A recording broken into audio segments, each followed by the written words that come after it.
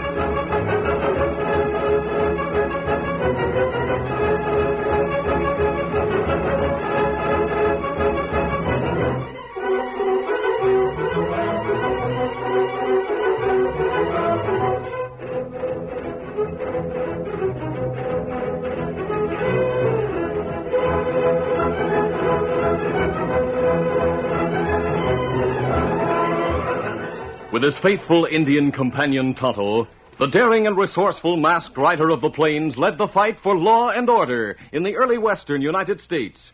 Nowhere in the pages of history can one find a greater champion of justice. Return with us now to those thrilling days of yesteryear. From out of the past come the thundering hoofbeats of the great horse Silver. The Lone Ranger rides again. Come on, Silver. Let's go, big fellow. Hi-Yo Silver! Hi!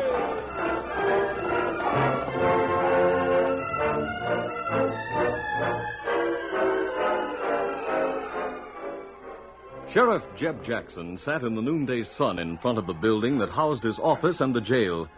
He watched with amusement as his oldest friend, Thornton Hobbs, crossed from the opposite side of the street. Hobbs owned the bank. He was the mayor of Longhorn and one of its most important citizens. He wore ornate boots with high heels, a pair of 6 guns, and a brand-new sombrero of snowy whiteness. Hi there, Jeb. How do you like my new Stetson? I've been expecting it. I was with you last week when that pilgrim told about seeing the Lone Ranger with a white hat. I knew right then that you'd blossom out in one. Now, Jeb. You can't fool me, Thornton. You get a look in your eyes when anyone spins a yarn about the Lone Ranger. Oh. Yeah, it's all right, Thornton. You couldn't pick a better man to copy after. It's too bad you're not more like the Lone Ranger. Maybe you could find a way to make my prisoner do some talking. Jeb, you've got 2 prisoners locked in the cell. I was speaking of Red Fabian. Never mind him. What about the Indian you jailed last night? He started a ruckus in the cafe. I jailed him for the usual 24 hours. Then he'll be released tonight, huh? Now, hold on, Thornton. Dad busted, you heard that the Lone Ranger has a partner named Tonto. So you want an Indian to work for you? Well, I need a man to help out my stable. I just thought... Forget it. This prisoner don't savvy a word of English. I tried to talk to him, and so's Red Fabian. Well, I'd like to try to talk to him. Not now. One visitor at a time is the ruling in this jail. Yes, visitor? No, but Red Fabian has one. It's the girl he aimed to marry. Fabian planned to get married? Yep. The girl's name is Millie Peabody. She and her brother have a ranch to the south of town. But Fabian's to hang for murder. Yeah. That's why I let him and his girl have a private talk. I'm sitting out here till they're through. Red Fabian and the dark-haired girl named Millie talked in low tones through the bars of the jail door. In a far corner of the cell, an Indian sat in stoic silence. No one suspected that it was Tonto, the Lone Ranger's friend, who had started a fight for the express purpose of being locked in the cell with a murderer. I don't like talking like this. Red, are you dead sure that Indian can't understand English? I made sure this morning, Millie. I put some gumdrops in front of him and told him there was poison to kill off rats. I figured he'd leave him alone if he was pulling a bluff. And he ate them? All of them. He'd hardly be smart enough to figure I was testing him. You can talk free. What are you and Jake doing to get me out of here? Red, we can't do a thing without money. There's plenty of money. Our last job brought in $2,000 in gold, as well as a lot of bonds and jewelry. Yes, but you took it all and hid it. You're the only one who knows where it is. It stays hidden until I get out of here. Now tell Jake to bring Scobie and the half-breed and bust me out of this jail. Scobie and the breed won't move until they get some cash. They're mad. They say they've helped on 6 stage holdups, and they haven't been paid a dime. They understood the deal as well as you and Jake. We agreed to divvy up the cash and everything else when we had enough to quit. But Breed and Scobie... If we'd split after the first job, they'd have spent money like water. The law would have gotten suspicious and started questioning them. Then we'd have been through. They want cash. Mm-hmm. They'll get it when I'm free. They figure you made a big mistake in getting caught. Was it my fault that the bandana slipped down from my face so as I could be recognized? Well... I was lucky to get away long enough to hide what we got on the last job before the law caught up to me. Where'd you hide it? I'm not telling. But, Red, you've got to tell me. I'll go there and get some of the gold, enough to satisfy the Breed and Scobie. Then they'll help Jake break you out. Don't you trust me? No. Why, I don't trust anyone. If you four got your hands on the loot, you'll let me hang, so there'll be a 4-way split instead of 5. Me and Jake wouldn't double-cross you, Red. I'm taking no chances.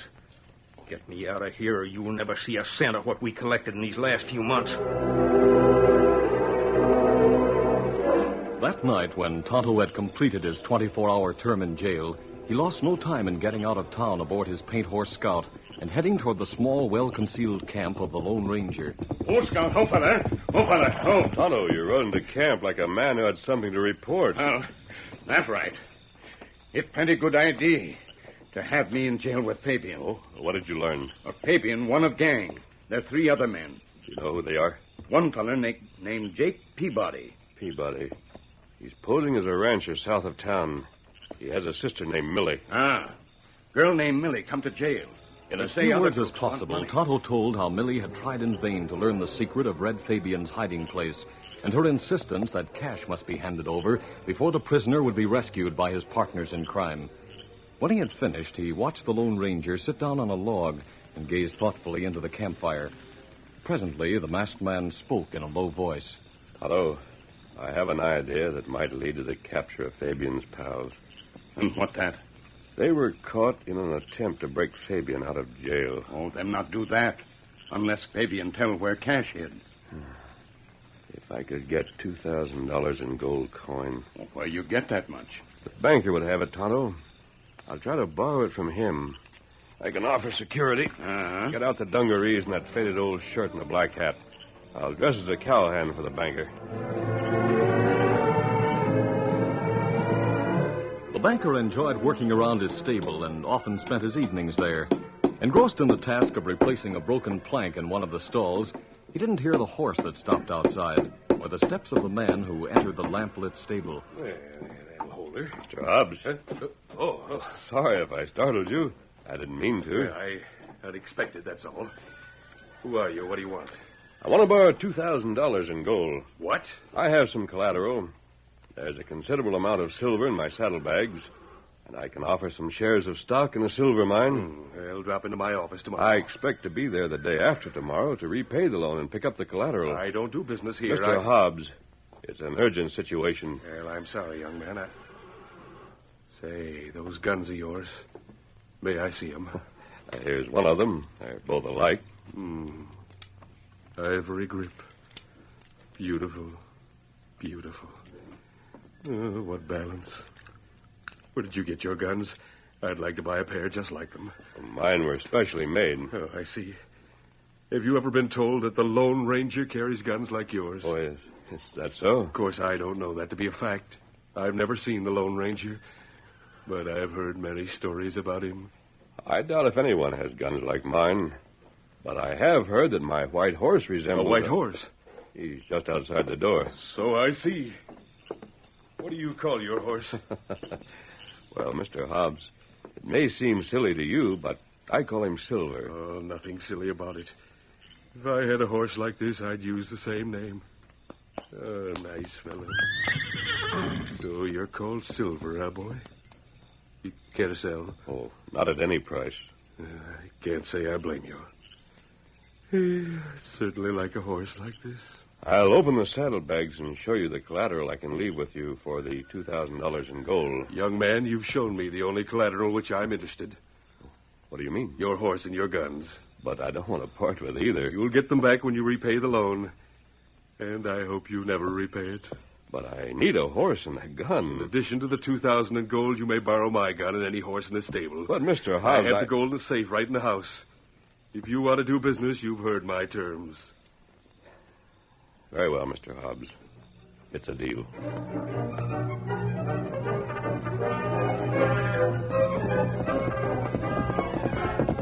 Whoa, Blackie. Whoa, Blackie. Whoa, now.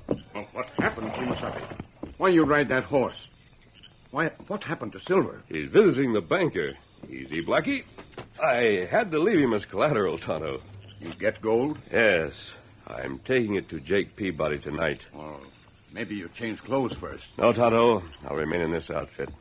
You go to town. Tell the sheriff to get his deputies and watch for an attempt to break Fabian out of jail. Me savvy. When Fabian hears that a stranger paid $2,000 in gold to Jake Peabody, you wonder if the hidden loot has been found. If the sheriff lets him escape temporarily, I think he'll lead the way to his hiding place.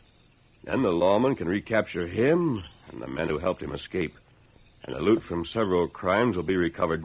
Me tell sheriff all that? Yes. If he wants to know where you got your information, give him this silver bullet. Well, what matter? I forgot. Banker Hobbs has my gun belt and the silver bullets. Oh. Never mind. Just pass the word to the sheriff. I think he'll act on it. He has a lot to gain and nothing to lose. Get going as soon as you have a saddle on Scout. I'm starting right now for the Peabody Ranch. Easy, Blackie, easy. All right. Come on, Blackie! Wearing the gun and gun belt borrowed from Banker Hobbs and riding the banker's black horse, the Lone Ranger traveled in disguise to Peabody's ranch house. Whoa there, Blackie. Whoa, boy. Whoa, easy. As he dismounted and went up the short flight of stairs to the veranda, the door opened and Jake Peabody stood in the doorway with his sister just behind him. Who are you? What do you want here? I'm looking for Jake Peabody. Why? You'll find out if that's your name. All right, that's my name. Now speak up. Oh, you must be the young lady who called on Red Fabian. What's it to you? You must have convinced him that he didn't have a chance of getting out of jail unless he paid off in advance. You'd better step inside, mister. Sure, it'll be easier to transact business inside. Sit right down there at the table. Oh, thanks. I thought I'd find Scobie and the breed here. Aren't they the ones who wanted the cash? Never mind Scobie and the breed. What's your business? Millie, didn't you say the price was $2,000? Maybe I don't remember what I said. Well, I have a sack in my pocket. Here it is. I'll empty it. What? Hey, gold eagles. Count it, Peabody. Make sure there's $2,000 there. Then give me a receipt for it. I don't want Red to think I held out. $2,000. Jake, that's just the amount of gold that was taken in on... Shut up. Where'd you get this? What's the difference? I ask a question and I want an answer. Keep your hands right on the table. You think that gun will make me talk? I've got more than this gun to persuade you to talk. Breed, Scobie, come in here. We've got some work to do.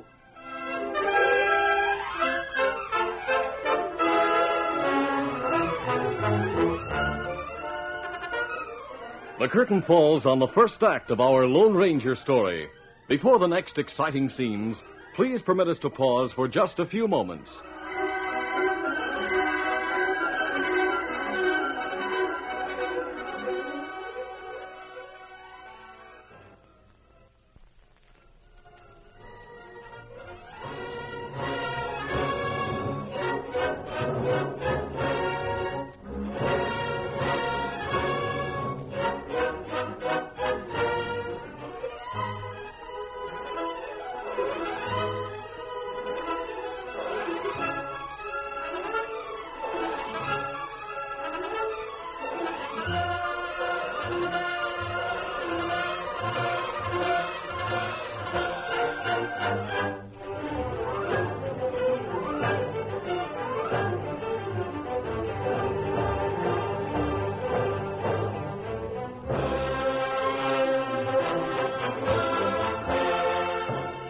Now, to continue our story.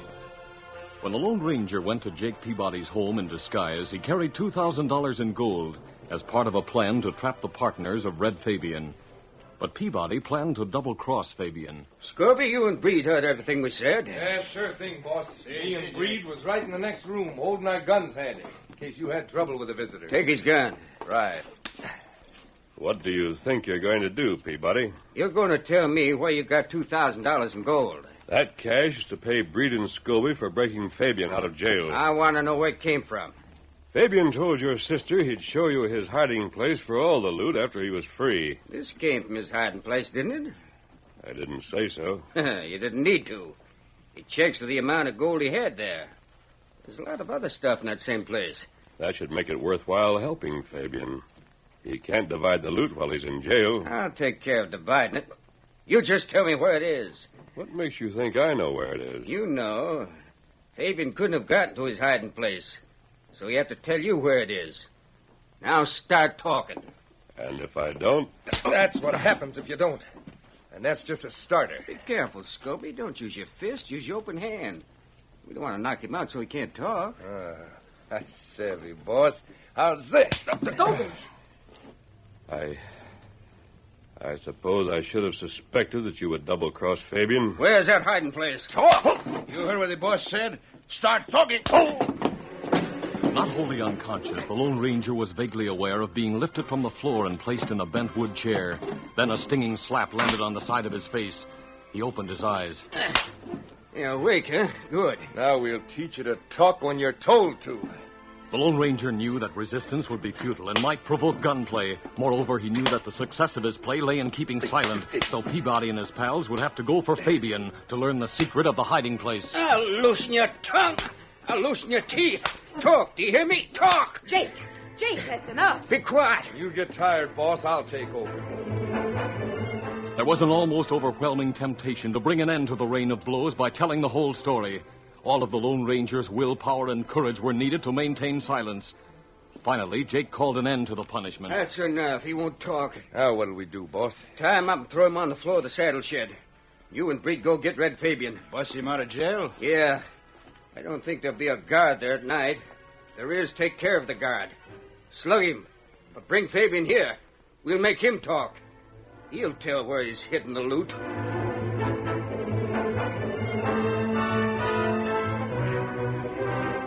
Bound hand and foot, the Lone Ranger lay on the floor of a shed near the house. In the moonlight beyond the open door, he saw Jake Peabody and Millie watch while Breed and Scobie mounted their horses and rode away. Then Jake turned to his sister. Millie, you follow those two. Follow to town? Yeah, I don't trust them. Might team up with Red. Might dig up the loot and clear out on us. You stay out of sight, but keep an eye on them. If they don't come back here, find out where they go and let me know. But, Jake, why don't you follow them? And give you a chance to free the jet in the saddle shed? Oh, Jake, I wouldn't put it past you. You looked at him kind of soft. You're just like Red. You don't trust anyone either, do you, Jake? Not if I can help it. Now get after Breed and Scobie.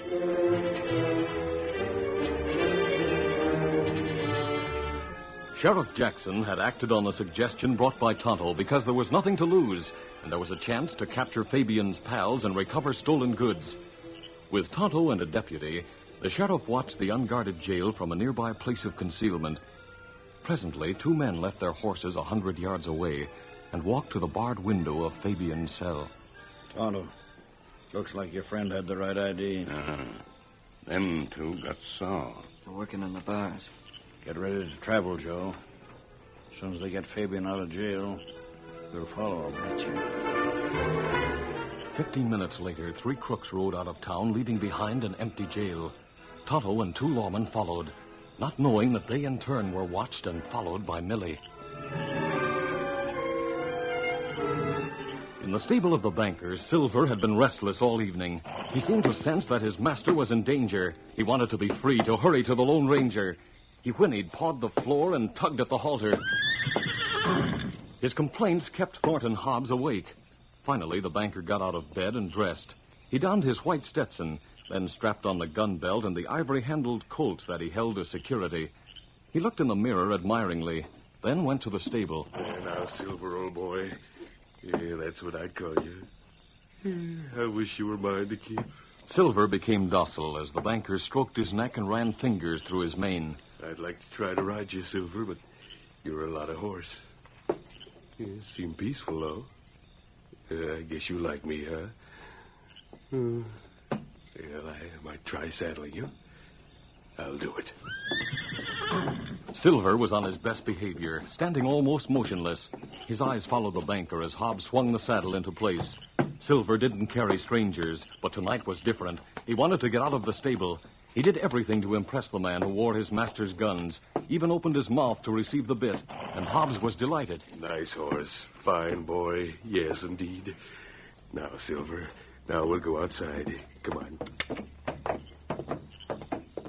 Now, steady, boy. There. Now, then. Hobbs nearly spilled backwards when Silver started out to dash across the plains like a streak of white flame. The banker was a good horseman. He stayed in the saddle, but he had no control of the powerful stallion. Silver was on his own.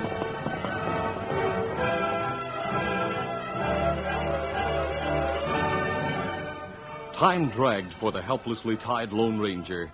Periodically, Jake Peabody came through the door of the saddle shed to make certain the ropes had not been loosened. He was there for the fourth time.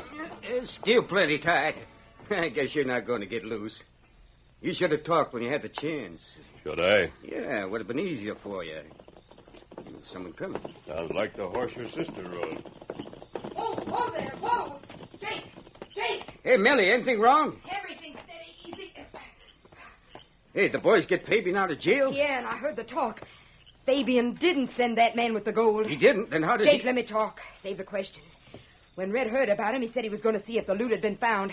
I was just about to follow when I saw 3 others start out to follow Fabian, Breed, and Scobie. 3 others? The sheriff, his deputy, and an Indian. Fabian goes to see if his hiding place was found. He leads the law to the place. That's what happened. I saw the whole thing. The law closed in. All 3 of the boys were captured, and all the stuff we collected was found. Well, why didn't you do something? What could I do? I didn't have a gun. But I'll get one now. You and I can cut back and intercept the sheriff on his way to town.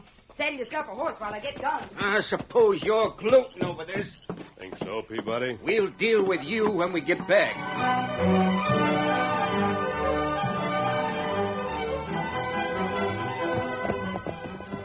Ready, Jake? Yeah, where do we go? Straight to the trail between town and Red Rocks. We'll get there before the law and lie in wait. Get up. Get up there. The Lone Ranger was helpless, but he renewed his efforts to get free of the strong ropes. He knew that his plan was going to misfire, that Jake and his sister would open fire from ambush and cut down the sheriff, a deputy, and Tonto. 3 men to die because of my suggestion. He strained and pulled until the ropes cut into his wrists, and he accomplished nothing. It meant little that his own life would probably be taken. It was the lives of others that concerned him. Then he heard the distant beat of hoofs. What? It was a familiar rhythm. He listened. Can't be. But it did sound like the strides of the mighty Silver. Then in the moonlight he could see the horse, and it was Snow White. It was reaching with tremendous strides. The mane and tail were like plumes streaming in the wind. It is. It's Silver. Silver, old boy! Oh, my. Oh, what a ride. I'd better get down.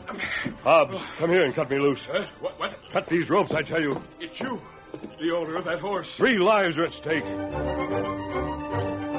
Bewildered and confused, the banker was finally persuaded to free the Lone Ranger. Now, I'll need those guns and that horse. But there's security. I can't waste more time arguing. The Lone Ranger helped himself to his gun belt, then took a mask from beneath his shirt. As he was fitting it across his eyes, he heard the banker behind his back complaining. You can't take that horse, those guns. You posted them security. How do you like my horse? Oh, my. I felt just as if I were riding the horse of the Lone Ranger. You were. What? Now you've put on a mask. Easy, big fella. Come on, fiddle there. Silver. He called it Silver. I was on the horse of the Lone Ranger. Yippee!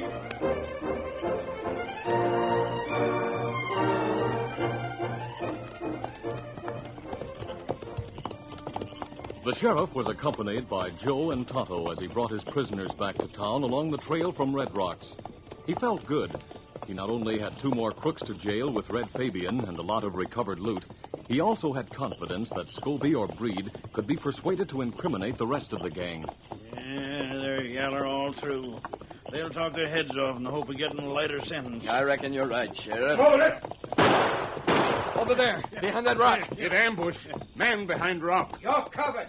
Keep your hands up. We'll cut you down. It's Jake. I'll cut those ropes, boys. And Millie. Get the three of us loose, Millie. Hurry, Millie. Millie Peabody. So you and your brother are working with the gang. That's right, Lord Dog. You're not going to do a thing about it. Boys, as soon as Millie cuts you free, take the ropes and tie the two lawmen and that redskin. Jake covered Tonto and the two lawmen while Millie started work on the ropes of the first prisoner. Before she could free the man, the sound of fast hoofbeats came from across the plain. Someone else is coming. Jake, who is that? What? There he comes. I'll deal with him. Now we move. As Jake turned to fire at the man who came from behind him, both Tonto and the sheriff leaped into action, and the deputy grabbed Millie. Let me go. No, you don't. I'll take that knife. Get him up, Jake. Heist your hands or I'll throw lead. Hey, that man's masked. Don't shoot. Don't shoot. My hands are up. Get the masked man, Sheriff. He's all right, Joe. He's Tonto's friend. That does it, Sheriff. Now you have them all. That voice. You're the man I left. Yes, Jake. Easy, steady, big fella. You left me in the saddle shed after giving me a beating. This is when I should square things with you, Breed and Scobie. Don't hit me. No, I won't hit you.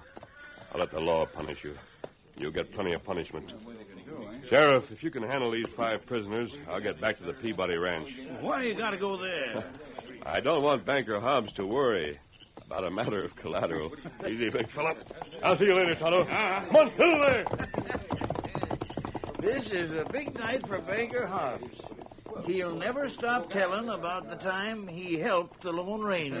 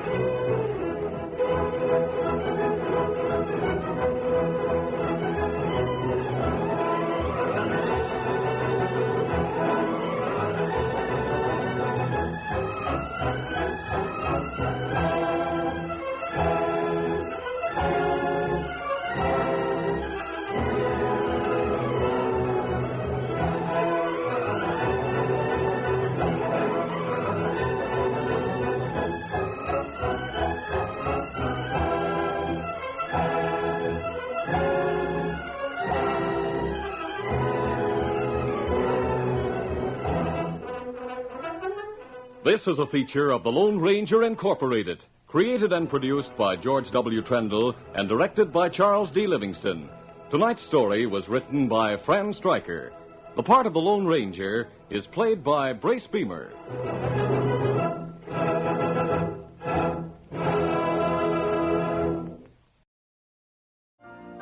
You've been listening to the OTR Gold Network. Find more classic radio at otrgold.com.